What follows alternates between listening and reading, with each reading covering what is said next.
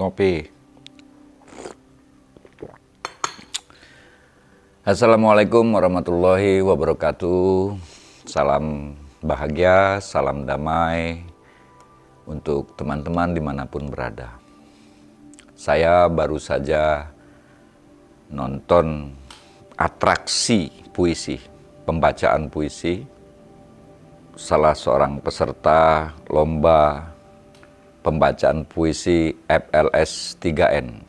Tapi saya nggak tahu itu dari mana, sekolah mana. Hanya terlihat di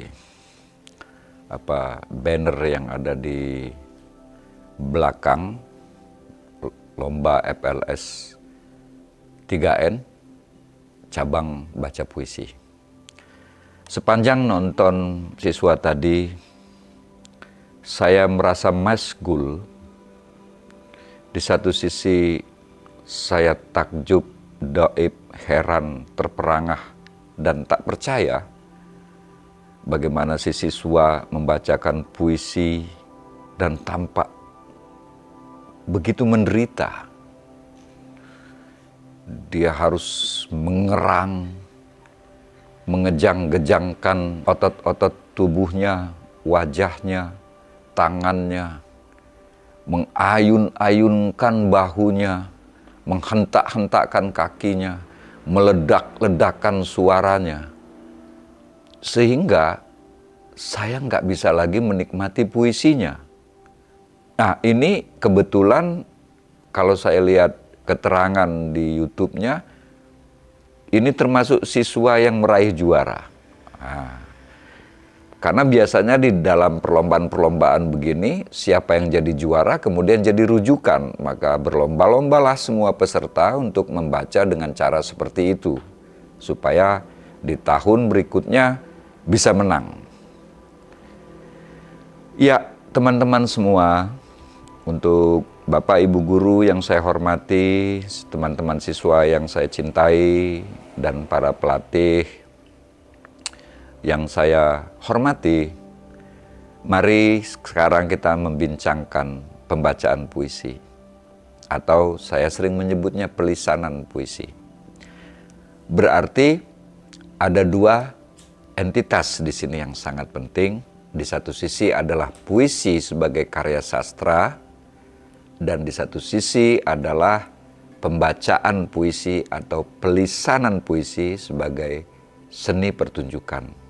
Nah, ini dua fakultas yang berbeda. Tetapi bagaimana dua hal yang berbeda, satu dari sastra, penulisan, puisi itu sendiri, dan satu pertunjukan, performance, itu kemudian menjadi satu, ya, menjadi satu paket kesenian yang kita sebut seni membaca puisi. Memang sudah menjadi pemandangan umum, mungkin di banyak kota di Indonesia, salah satu ciri yang selalu kita temui kalau membaca puisi adalah itu wajah menjadi sangat tegang. Dan kata-kata itu kadang-kadang saya tidak begitu jelas beda huruf B, P, J, T, C. Karena tiba-tiba setiap huruf itu menjadi tebal, terasa tebal. Misalnya jembatan. Itu tiba-tiba dibaca cempatan. Nah, saya berpikir ini huruf J atau C atau T. Kadang ada juga yang terdengar seakan-akan membaca tempatan. Kok tembatan? Apa tembatan? Atau cembatan? Kok jembatan apa? Nah, mungkin ini bukan unsur yang disengaja, tetapi saking ekspresinya begitu tebal, ya, untuk mendapatkan efek ekspresif itu, sehingga huruf-huruf itu menjadi korban. Ya, nah ini sering kita lihat terjadi. Lalu di mana kata harus dipenggal juga tiba-tiba seakan-akan nggak ada aturan. Ya, saya sering mengambil contoh misalnya salah satu puisi, mudah-mudahan saya nggak salah, dari Toto Sudarto Bachtiar. pahlawan tak dikenal. Misalnya kalimatnya itu, 10 tahun yang lalu dia terbaring, tetapi bukan tidur, sayang. Sebuah lubang peluru bundar di dadanya. Nah, pemenggalan yang keliru, karena mungkin ini urusan narik nafas atau kehabisan nafas, sehingga jeda itu seperti tidak lagi mengindahkan makna kata atau makna kalimat. Contoh begini, misalnya saya memberi jeda di kalimat ini. Sebuah lubang peluru bundar di dadanya, atau sebuah lubang peluru bundar di dadanya. Itu berbeda maknanya. Kalau sebuah lubang peluru bundar di dadanya, berarti yang bundar itu lubangnya, bukan pelurunya. Saya ulangin, sebuah lubang peluru bundar di dadanya, berarti yang bundar lubangnya. Tapi kalau saya memberi jeda, sebuah lubang peluru bundar di dadanya, berarti yang bundar pelurunya. Peluru yang bundar, setahu saya adalah peluru meriam. Kalau seseorang ditembak meriam, dia bukan lagi lubang, tapi hancur berkeping-keping. Nah, jadi memberi jeda di tempat yang benar atau memberi jeda di tempat yang salah, itu akan menentukan makna puisinya. Oke, coba diulangi di rumah sambil ngayal-ngayal gitu. Sebuah lubang peluru bundar di dadanya. Berarti yang bundar itu lubangnya. Mesti itu kan maksudnya, sehingga si pahlawan ini masih terbaring jatuh. Kalau sebuah lubang peluru bundar, penekanannya perhatikan, sebuah lubang peluru bundar di dadanya, berarti pelurunya yang bundar. Bayangkan orang kena tembak meriam, maka dia tidak lagi terbaring, remuk. Nah, kaidah-kaidah seperti ini sering terabaikan karena pembaca puisi lebih mementingkan gaya daripada makna. Makna seringkali dikorbankan demi membela gaya. Dan lalu mana gayanya yang paling dramatis, yang paling ekspresif, eksplosif bahkan, itu yang kemudian menarik mata dan itu yang menang. Padahal kita tahu makna puisi, keindahan puisi, diksi, atmosfer, suasana, citraan hilang. Yang kita lihat hanyalah satu gambar. Gambar apa? Ya gambar pembaca puisinya itu. Bukan gambar puisinya. Oke, saya ulangi. Yang terlihat adalah gambar besar pembaca puisinya. Bukan gambaran puisinya yang hadir di panggung. Mestinya pelisanan puisi, pembacaan puisi itu bisa membantu kita untuk melihat gambar puisi itu. Karena di dalam puisi ada citraan visual, auditif, atau audio, tartil, dan lain sebagainya. Nah, bagaimana dengan bantuan pembaca puisi, citraan-citraan yang kalau kita baca puisinya, itu kita bisa membayangkan sendiri. Ya kan? Misalnya salah satu puisi, misalnya puisi Gunawan Muhammad. Ia dengar kepak sayap kelelawar dan guyur sisa hujan dari daun karena angin pada kemuning. Kalau kita membaca sendiri, kita bisa membayangkan gambarnya. Sebuah malam yang sepi, kenapa saya katakan malam? Karena ada kepak sayap kelelawar yang sangat sepi, sangat hening, sehingga kepak sayap kelelawar pun terdengar. Bahkan guyur sisa hujan, bukan hujannya ya, sisa hujan dari daun yang tertiup angin terdengar. Berarti malam itu malam yang sangat sepi, sangat sunyi. Bagaimana mungkin keheningan malam, kesunyian malam itu bisa terasa kalau saya membacakan, ia dengar kepak sayap kelelawar. Itu kelelawar atau monster yang terbang. Lalu di mana keheningan? Nah, gambar ini menjadi hilang gambar atau citraan yang ada di puisi itu menjadi hilang sama sekali karena yang kita lihat gambar si pembaca puisi itu dengan wajah yang seperti menderita sekali, dengan suara yang tebal sama sekali semuanya. Seakan-akan semua huruf itu harus diucapkan secara tegas, besar, meruang. Sehingga semua citraan, keindahan puisi itu menjadi hilang. Mestinya dengan bantuan pembaca puisi, citraan-citraan itu hadir. Nah, jadi citraan-citraan itu hadir dengan bantuan si pembaca puisi.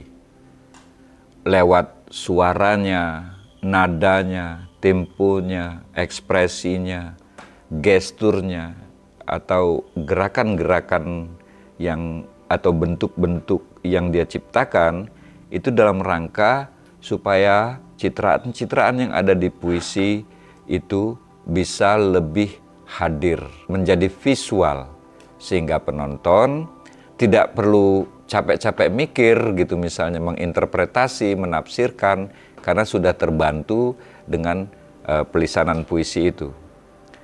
Apakah citraan saja? No. Citraan tentu mengandung makna. Nah, makna itu tentu sesuatu yang abstrak. Ya. Bagaimana makna bisa terlihat? Makna bisa terlihat pada tubuh si pembaca puisi. Jadi embodied, dia menubuh makna itu. Kalau memang itu tentang kesepian, kita merasakan itu dari getar suara, sorot mata, ekspresi, tubuh, gerakan. Kalau tentang misalnya ketakutan atau kecemasan menghadapi maut, kita juga bisa merasakan makna itu lewat ekspresi atau penghayatan si pembaca puisi.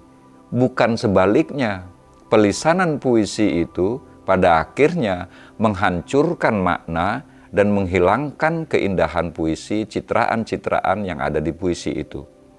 Nah, ini mungkin yang perlu dipelajari lebih dalam. Mari kita lihat perbandingannya misalnya dalam lomba Musabaqah Tilawatil Quran. Ya, tentu ini bukan perbandingan yang apple to apple, tetapi ada hal-hal yang bisa kita serap dari sana untuk melihat pembacaan puisi. Misalnya dalam MTQ itu pasti dinilai itu tajwid misalnya. Jadi ketepatan pengucapan, dari mana huruf itu keluar atau makhrajnya.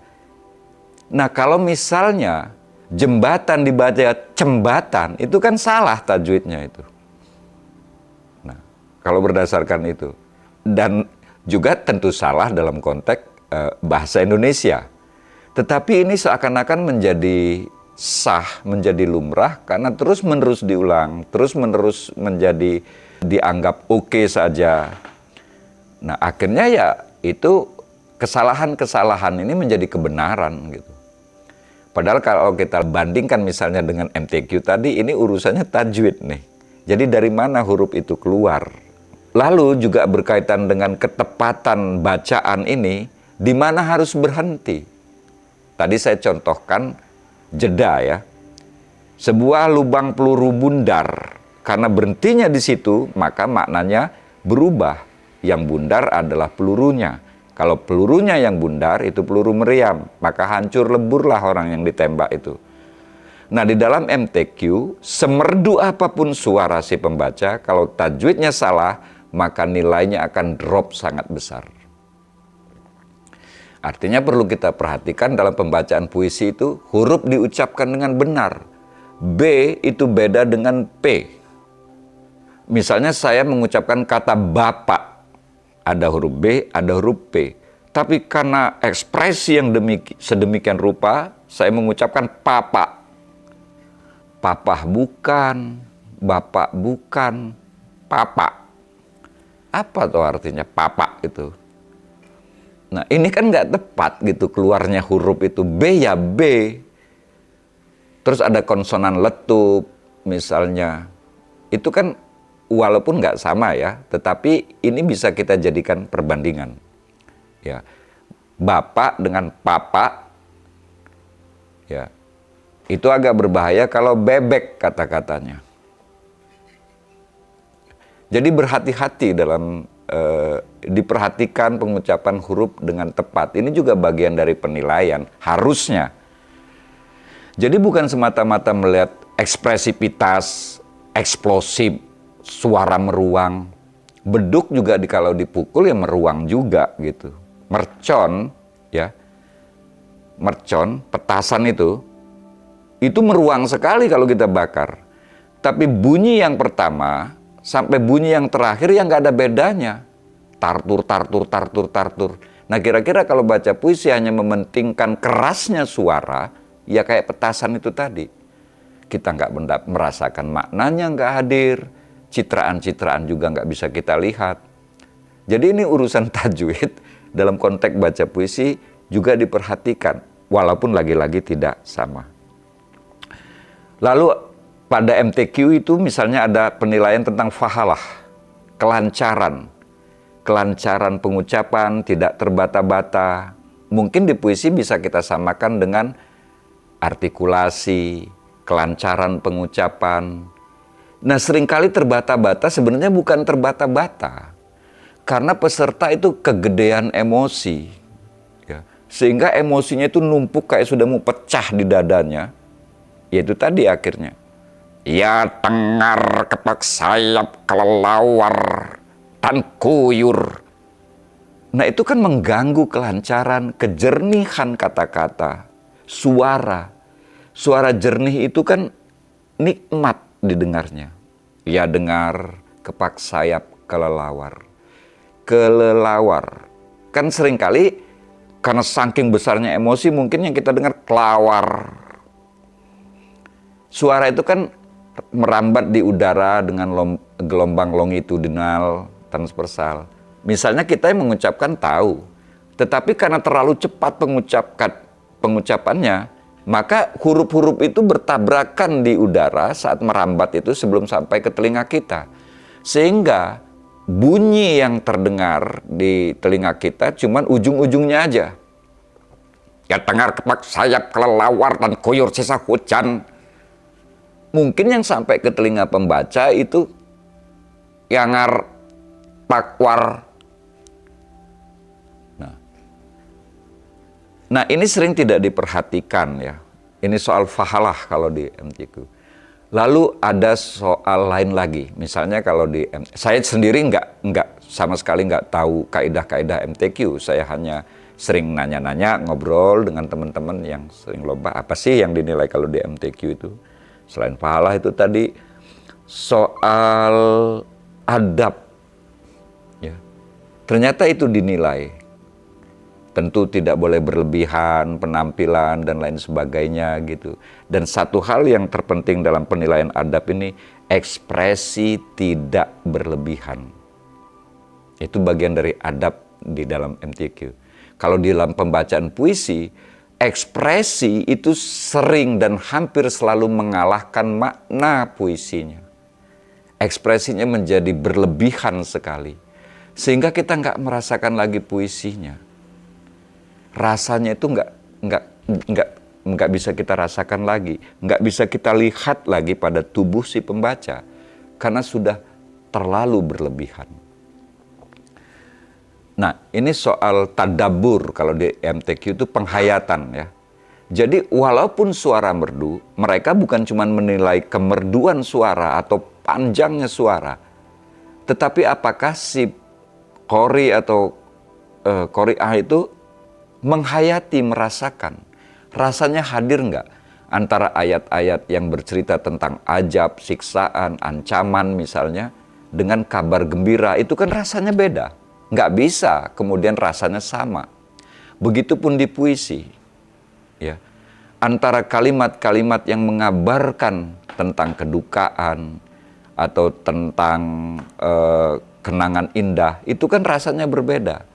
Loh kenapa ekspresinya ya begitu-begitu aja. Ya. Bahkan seringkali yang menjadi ukuran baca puisi yang tepat itu apabila si pembaca bisa menitikkan air mata. Seolah-olah seperti itu. Ini juga terjadi kalau di lomba monolog atau acting, seolah-olah menangis itu adalah capaian tertinggi dari ekspresi. Ya enggak. Misalnya puisi Sapardi Djoko Damono, Selamat Pagi Indonesia. Kalau saya ucapkan misalnya judul Selamat Pagi Indonesia, mana paginya?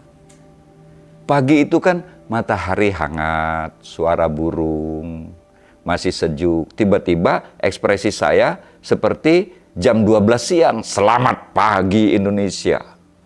Jam 12 siang, kemarau panjang, gunung meletus. Nah itu seperti itu. Selamat Pagi Indonesia. Paginya mana paginya?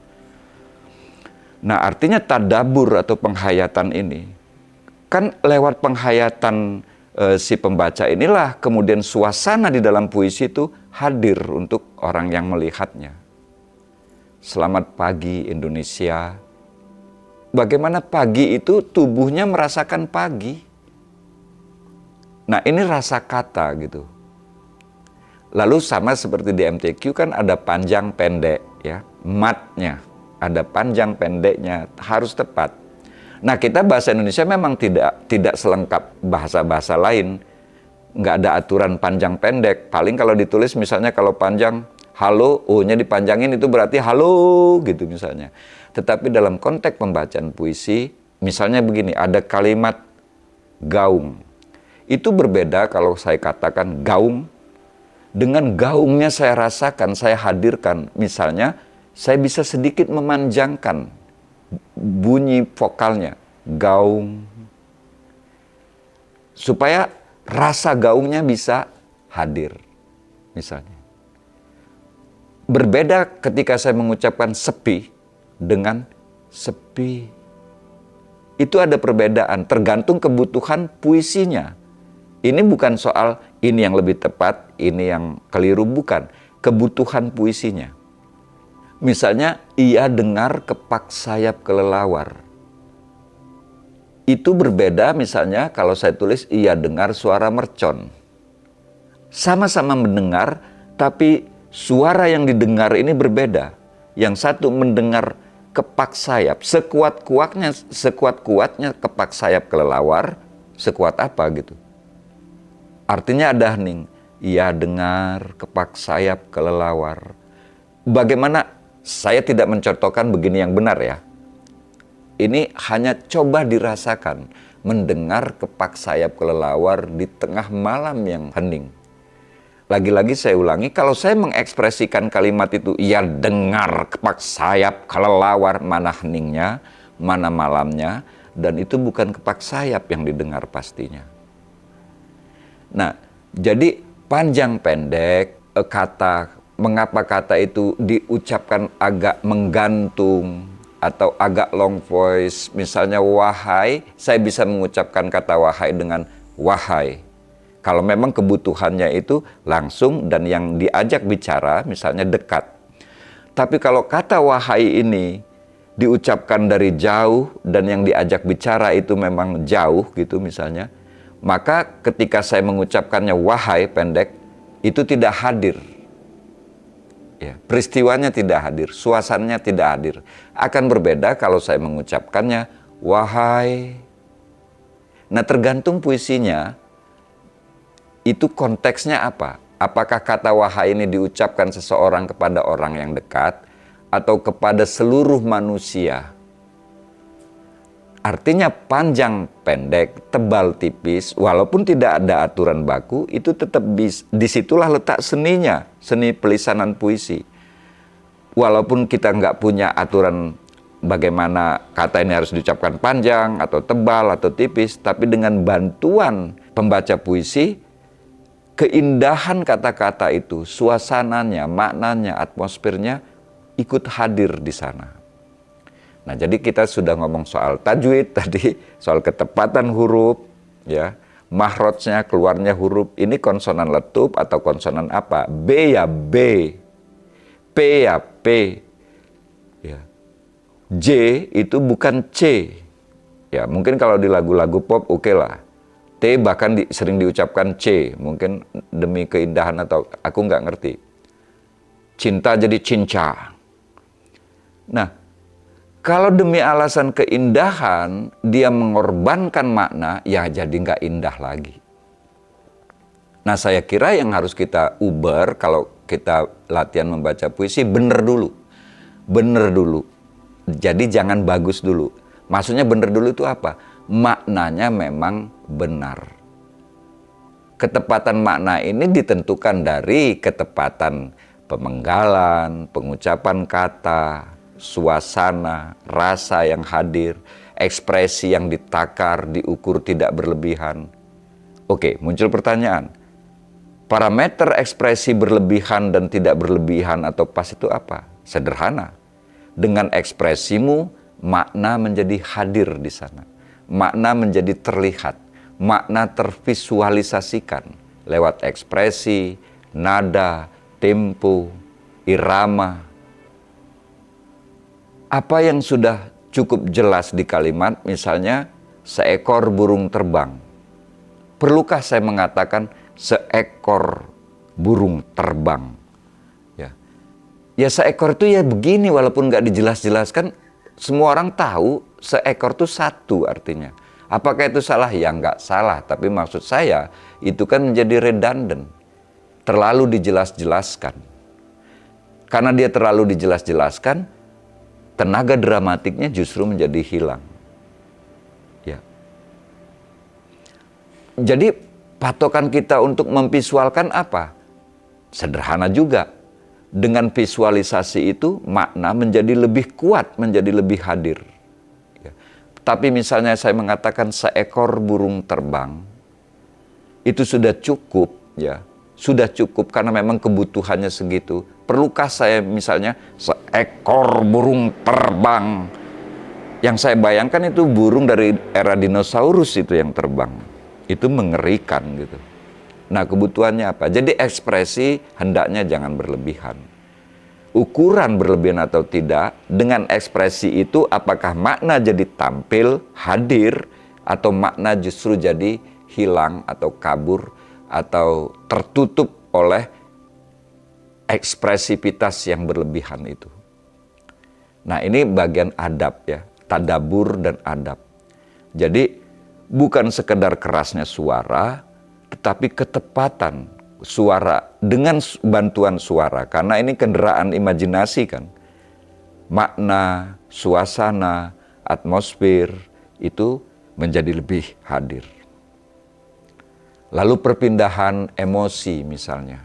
Kalimat pertama menggambarkan suasana sepi, mungkin berapa larik, lalu berubah menjadi kemarahan. Diupayakan supaya perpindahannya itu terasa smooth, terasa halus gitu.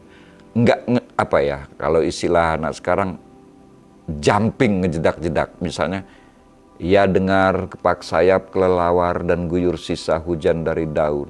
Karena angin pada kemuning. Itu kan kalau ada yang kena penyakit jantung itu bisa kumat itu nonton itu. Ya. Nah, bisa nggak perubahan itu diupayakan sehalus mungkin, smooth gitu, sesuai dengan watak puisi. Ya. Puisi itu berbeda dengan prosa. Puisi tidak berambisi untuk menjelaskan sesuatu, tapi menghadirkan sesuatu. Rasanya seperti apa? Jadi pertama-tama, saran saya untuk para pelatih dan pembaca puisi, ngerti dulu puisinya. Puisi ini ngomong apa sih?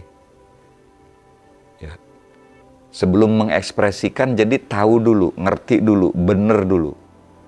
Bagaimana kalau ada kalimat misalnya dari salah satu puisi Hairil,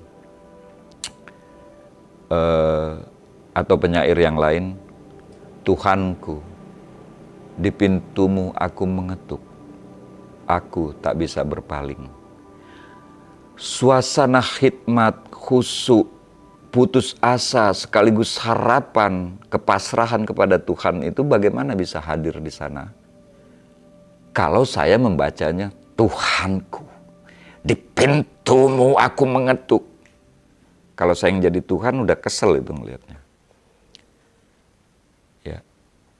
Sehingga tidak hadir suasana rasa, pasrah, putus asa, hening itu tidak hadir karena ekspresi yang berlebihan. Akhirnya yang kita lihat adalah ekspresi pembacanya dan puisinya tidak hadir di sana. Nah, ini menjadi tren. Ya. Nggak tahu kenapa ini menjadi tren pembacaan pada sebagian besar, terutama lomba-lomba baca puisi siswa, ya, atau bahkan juga yang umum, masih berlomba-lomba untuk menjadi yang paling ekspresif, bukan yang paling tepat, ya, maknanya indah terasa gitu. Lagi-lagi saya katakan bahwa bagaimana kita membacakan puisi tergantung konteks puisinya ngomong apa, suasananya seperti apa, dikenali dulu. Puisinya bicara tentang apa, suasananya seperti apa, dirasakan dulu. Ya. Artinya ketika seorang pelatih meminta siswa untuk membaca yang ini tebal, yang ini tipis, yang ini cepat, yang itu lambat, apa dasarnya? Kan makna di puisi harusnya. Bahwa dengan membaca itu lebih cepat, maknanya menjadi lebih hadir. Suasananya menjadi lebih hadir. Ada kalimat yang dibaca lebih lambat, lebih lirih, supaya makna dan suasananya juga hadir. Bukan berdasarkan ketentuan yang nggak jelas pijakannya apa. Pertama lambat, setelah beberapa ketukan cepat, habis cepat lambat lagi, landasannya apa? Kan makna puisi, rasa puisi yang harus hadir. Jadi masalah cepat, lambat, lirih, menghentak, itu semua dipakai untuk menghadirkan suasana, citraan, dan makna puisi. Dengan demikian mungkin kita bisa merasakan puisi. Puisi itu terasa lebih visual. Ya. Berbeda kalau kita baca, mungkin kita masih agak bingung ini maksudnya apa. Tapi dengan bantuan pembaca puisi, kita nggak mikir lagi, karena puisi itu maknanya, lapisan-lapisan yang ada di balik kalimat itu tervisualisasi dengan sepatutnya oleh pembaca puisi. Sehingga kita merasakan puisinya, bukan merasakan teriakan, sekedar teriakan, bukan melihat apa ya, itu susah banget ya baca puisi, harus mengerang ototnya sampai sebesar-besar apa, mukanya sampai merah karena menahan tenaga. Karena begitu otot tubuh manusia ini punya tekanan dan tegangan yang berlebihan, emosi tidak mungkin flow, tidak mungkin smooth dia hadir. Mungkin yang bisa saya sampaikan di sini juga, bedakan puisi, watak puisi gitu. Ada puisi yang memang sifatnya auditorium, oratorial gitu, seperti orasi. Tetapi ada puisi-puisi yang mungkin butuh kelirihan, keheningan. Nah, dua-duanya sah untuk hadir, ya. Tinggal bagaimana kita melisankannya dengan tepat. Sementara ini paling tidak saya pribadi, dan saya bisa saja salah, kesan melihat membaca puisi itu semua puisi maknanya sama, suasananya sama. Karena ekspresivitas pembaca puisi ya begitulah, terutama di kalangan yang lomba-lomba teman-teman siswa. Nah, artinya para pendamping, pelatih, guru-guru bisa memberi apresiasi yang lebih luas, yang lebih dalam tentang makna puisi dulu, suasana puisi, gaya puisi, sebelum kemudian melisankannya ke atas panggung. Saya kira itu dulu yang bisa kita bagikan untuk teman-teman siswa, para pelatih, teman-teman guru yang saya hormati. Anggap ini sharing pengetahuan. Tentu saya bukan yang paling tahu. Inilah batas yang saya tahu dan mungkin berguna. Kalaupun ini dianggap ketinggalan atau keliru atau tidak tepat, ya nggak apa-apa juga, nggak digunakan. Tapi barangkali ada hal-hal yang bisa masuk akal, yang bisa diterima, itu bisa diterapkan. Jadi pertama-tama membaca puisi yang benar dulu. Jadi bukan melihat tren baca puisi yang menang gimana. Karena kan tujuan lomba itu pada akhirnya kan memberi ruang apresiasi kepada siswa terhadap sastra, terhadap puisi.